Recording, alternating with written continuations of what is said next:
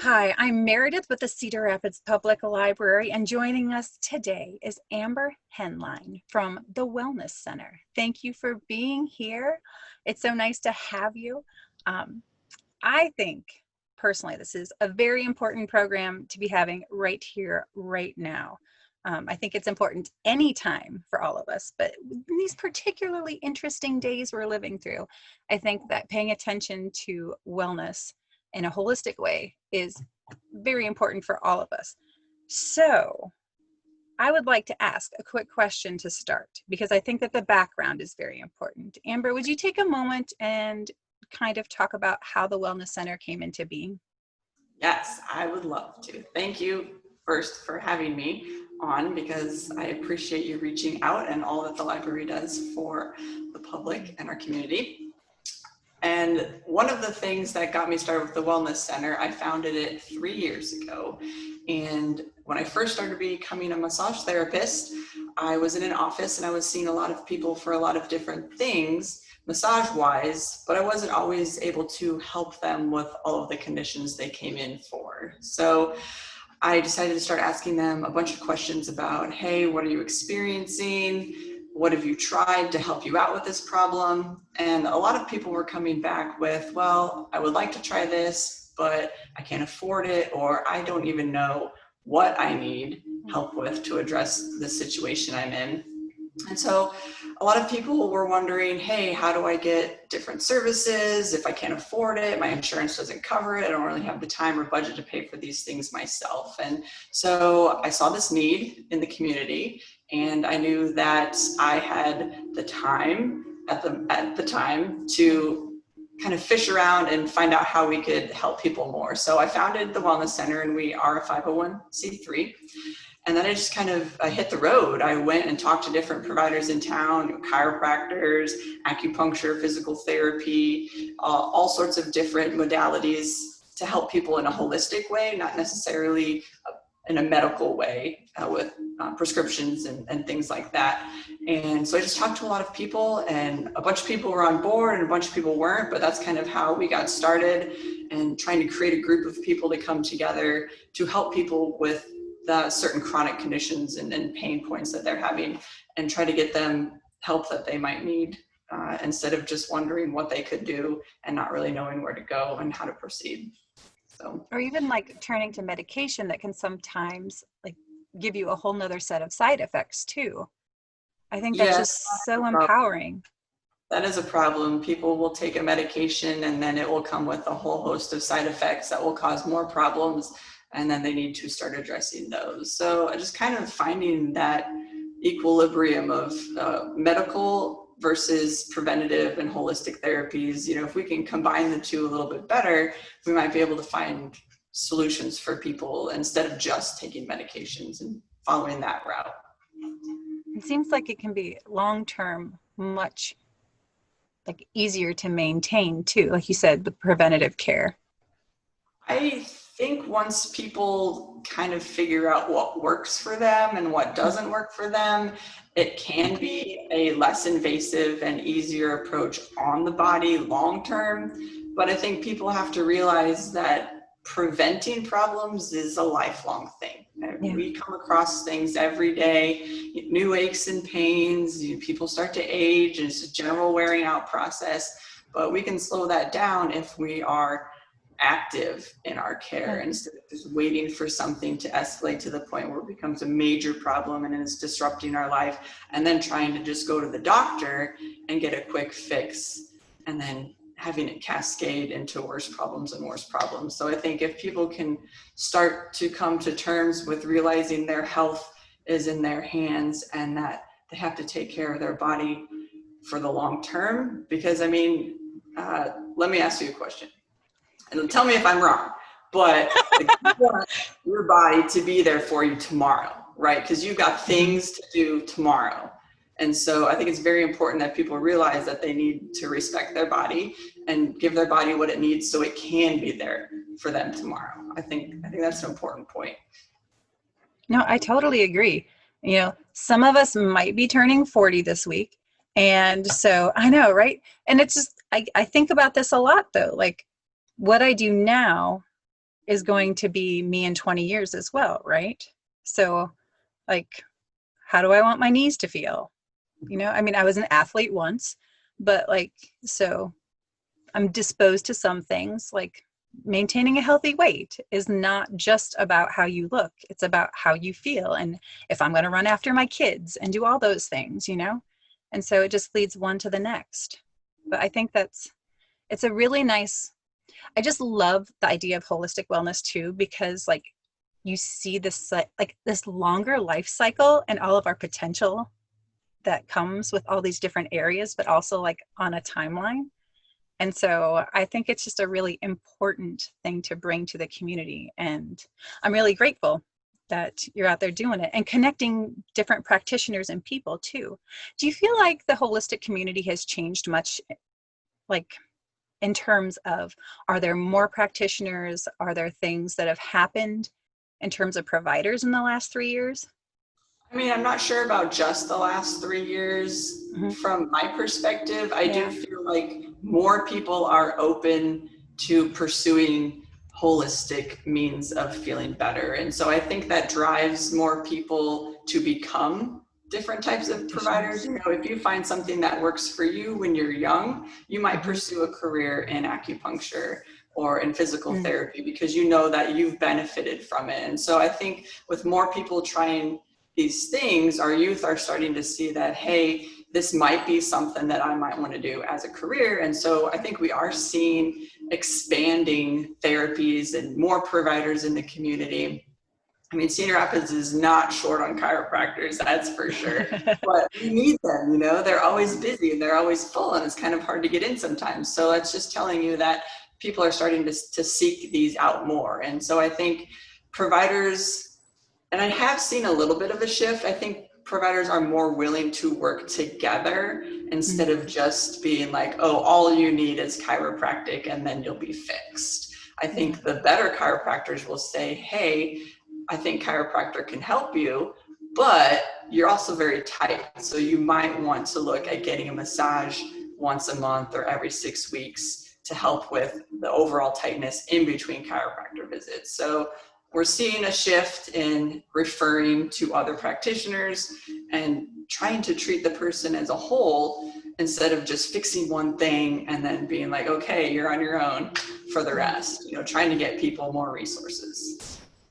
That's that. I think that's really interesting because it really literally changes the fabric of the community too. Like when you connect all these people together, that's really interesting. So then my next question is a big one. So we live, well, right, it's like the elephant in the room. It's a interesting time, right, where people are undergoing not only extra stress in their lives because of, you know, it could be mental stress or physical stress from moving trees and limbs and raking leaves, but people are also isolated and not always as willing to go and receive care just because they're sticking close to home. Like what is your field and like the wider field of like complementary services? I don't know how you'd say it. What's that look like right now in terms of like either how the community's reacted or how practitioners are motivating?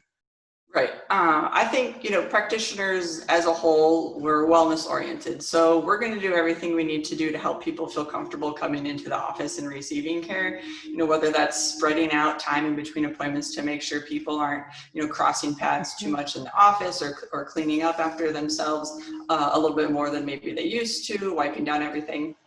And so I think the practitioners are doing their part to help people feel safe about coming to see them. And so I hope people don't feel like they can't go out and receive care. I think that's very important because if you just isolate to the point where it's that alone is detrimental to your mental health and your emotional health, and then your body will start to react and things will go wrong physically. So I do want to encourage people to stick with the self-care routine that they were using before. Maybe just take some extra precautions, talk to your provider about what they're doing, what they need to do to feel safe coming into a space.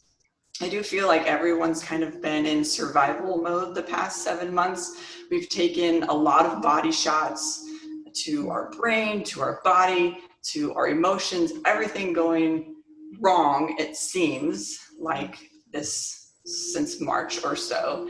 And so I think a lot of people are just in this survival mode where they're just like, well, I just have to get through today. I'm not going to worry about myself. I've got my kids, I've got my husband, I've got my job. That's super stressful right now. Maybe I don't have a job anymore. So I think people, they're just taking all of these body shots and not really necessarily taking care of themselves. And I think we need to get back to getting out of the house safely and going and pursuing those things that helped you feel better before, because you're just going to go down into this spiral, and then you're going to be worse off coming out of this pandemic and the derecho than when you went in. And so I think people don't need to feel afraid to go out and do those things. However, if you are a special population that where really going out could be, you know, life or death to you and your certain conditions, you know, there are certain things you can do to take care of yourself while staying in your home. There's so many different, if you have internet, I mean, if you don't have internet, I mean, you're kind of, life's hard right now, right? You already know about yourself. But if you have internet, I would encourage people to go on like YouTube or you know, Google like a yoga sequence or a stretching sequence, or start doing some sort of meditation at home. You know, breathing is really important. I mean, it's one of the first things we ever do when we come out of our mothers. And so, you know, knowing how to breathe is essential to living our lives well. So, I mean, even if you're feeling anxious, if you're feeling like things are spiraling out of control, just taking a few moments to breathe in for a count of 4 and breathe out for a count of 8, maybe 4 or 5 times, just to center and balance yourself, will do wonders for how you're feeling inside, and your body will thank you for breathing properly.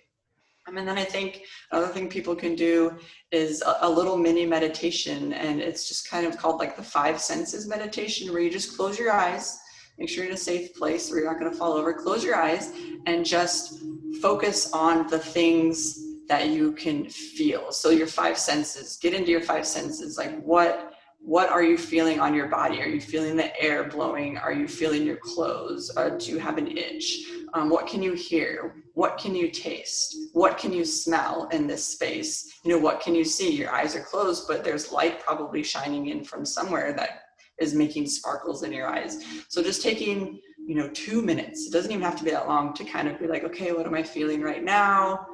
What's going on in the world? Okay, I'm ready to re-engage. So just a few things people can do on their own without feeling they have to go out and I feel expose better already. Do you see this face? Just like, that's great.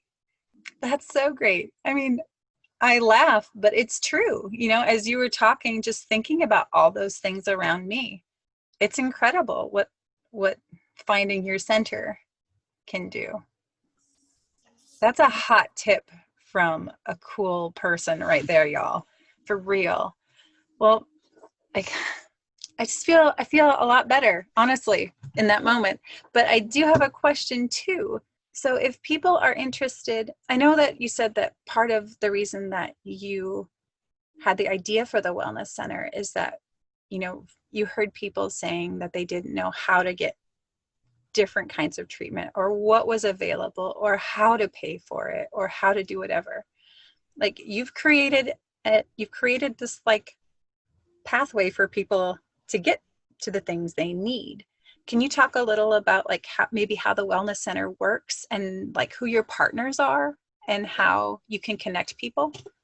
Sure. Well, I think first and foremost, people can go to our website and kind of see the different things that we do. And from there, they can contact us a few different ways. And that's really just the first step, is taking some action to reach out, so we know that you're looking for help. Like, we don't know if people don't reach out to us. I mean, we can do as much outreach as we want in the community. It's very difficult to do that right now, But if somebody is having questions about their health and they don't really know where to go, then definitely going to our website and then contacting us in whatever form is comfortable to them. And so one of the things that I do and our executive director do and all of our other providers do is we just ask people a lot of questions, because we really want to get down to the root of why are they reaching out to us, because sometimes they'll say one thing and it's really just a whole host of other things. So I think when you reach out to us, you can expect to have a conversation, whether it's on the phone or whether someone wants to do a Zoom meeting, or maybe they just want to stop in and make an appointment and talk to me about it. So, what that looks like is somebody would contact the Wellness Center and inquire about maybe the collaborative care program, or even just what resources we have available to help people along the way. And then I would make an appointment to either talk to them on the phone, or they can come in and talk to me in person. And we would just sit down and talk about what they've got going on, all the different providers that I might refer them to. And with our collaborative care program, we also help people who have a lower income. So if they meet our income guidelines, which are pretty much standard across, the nation, poverty levels and things like that. So if they meet certain income guidelines, we can even help them with the cost of some of the therapies that they're seeking. So it's very individualized. Like, I'm not going to send somebody down a path of chiropractic care and massage and nutrition if they're really having mental health problems and the mental health is turning into a physical problem. So we would sit down and talk about it, like, hey, I really think you would benefit from talking to one of our counselors and getting massage, maybe. And so everyone's problems are so different that we really just need to sit down and talk about it, because I can't just say you need to do this, this, and this, and you'll be better. Yeah. I'm like, what do you have going on? I really need to sit down and talk to you about these issues so we can come up with a plan that the person would be able to commit to and that we would be able to help them with. Because if somebody really doesn't want to go to physical therapy and they won't go to their appointments, it's going to be pointless for me to suggest that. So we, both of us, the person seeking help and me, we need to be on the same page for what they're willing to do and what we're willing to help them with. So really it's a collaboration, not just between them and the Wellness Center, but the Wellness Center and all of its providers, because we have so many different things that we can send people to, and they're all so good, but it really needs to be specific to what the needs of the person are. I printed out a list. I have a list, right? I know. But just because I think not everybody that might be watching this knows exactly what complementary therapies might be or what there is. I got the list, right? So these are examples of some of your community partners for physical therapy, massage, acupuncture, herbalism, mental health counseling, nutrition and health coaching, yoga movement classes, integrative medicine, and life coaching. Yes. Does that sound pretty accurate? That's pretty much the entire list. Yes, that is it. Yeah, that's a wide range of things. It is, and it's because everyone has different needs. So, the yoga and body movement is in there is I think one of the most important things for people. I say to my clients all the time, movement is medicine, motion is lotion. And so, if you stop moving, you start dying. So that's one of the main reasons that we include yoga and other types of body movement in what we offer, is because really people need to move their bodies. People need to have some sort of purposeful activity that they do now and then so they don't keep falling apart. Yeah, I just had this I'm going to call it a brainstorm, but I feel like holistic wellness is kind of parallel to public librarianship, because when I go out and I give my spiel, especially to high school students, I like to let them know that the public library, I feel like, is one of the, I'm gonna say it, one of the only public entities that really cares about your whole person. Mm-hmm. We want to make sure that you have all the necessary things you need to be successful in life, in terms of education and financial literacy and employment, et cetera, but also all those things that make you your individual person and provide you entertainment and enrichment and lifelong learning. And I Mhm. feel like what you do is the health aspect of what like I do kind of. Like you see the whole person, and it's really that interview where you get to know someone and understand them that you're able to help them. And I think that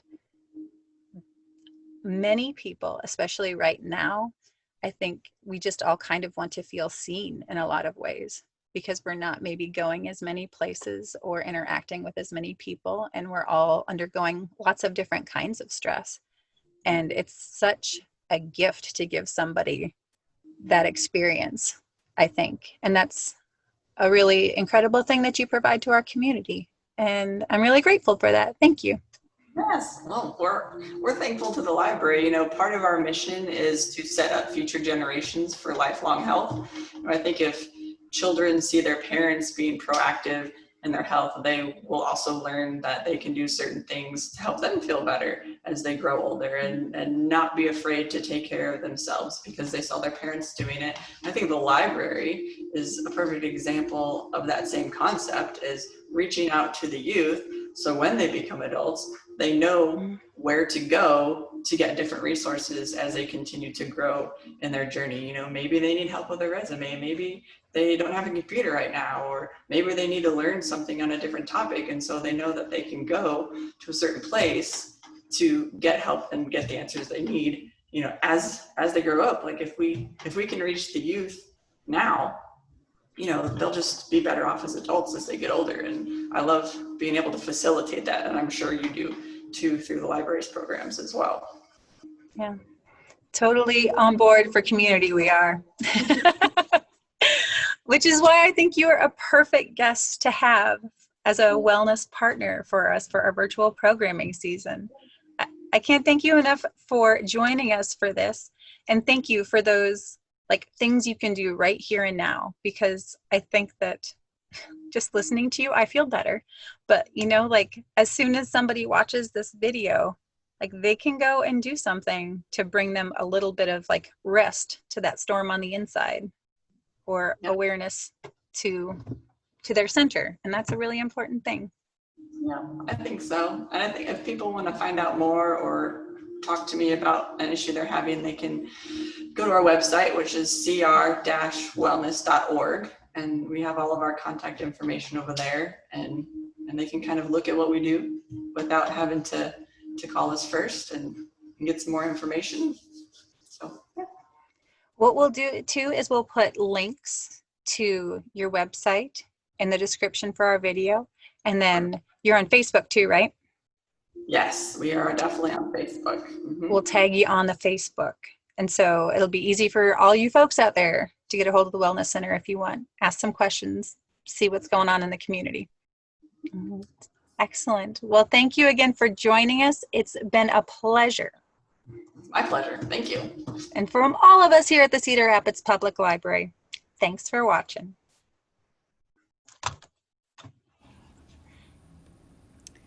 Here you'll find the information for the Wellness Center. You can call them or email them, send them a letter if you like.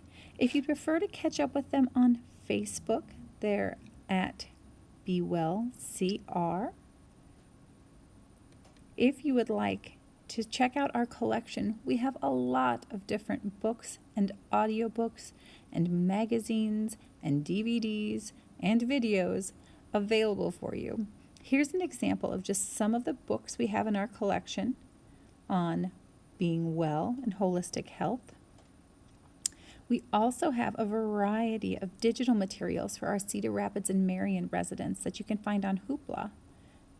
There are videos, recordings, audio recordings, and ebooks as well. And then a wealth of magazines on RB Digital. Just a friendly reminder, holistic health and well-being is not just for grown-ups. We also have some material for children that you could peruse that could hopefully be helpful in your family as well. Just a friendly reminder, we're doing grab-and-go services at the Cedar Rapids Public Library now. Come visit us. Our hours can be seen here Monday through Thursday from 10 to 7 and Friday and Saturday 10 to 4. Thanks so much for watching.